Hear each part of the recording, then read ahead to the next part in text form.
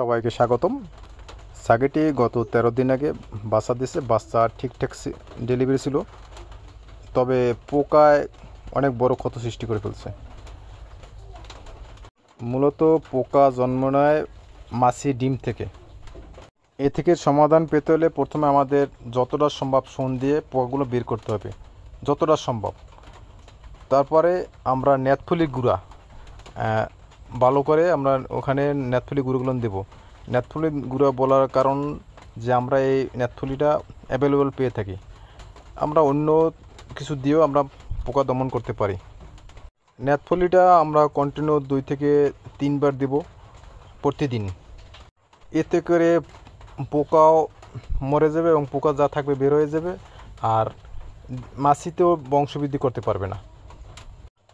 এর সাথে আমরা কিছু মেডিসিন দিতে পারি, যেমন মানুষের পেনিসিলিন গ্রুপ অন্য ট্যাবলেটও দেওয়া যাবে। আমরা পেনবিক কন্টিনিউ 4 থেকে 5 দিন দিব, আশা করি ঠিক হয়ে যাবে।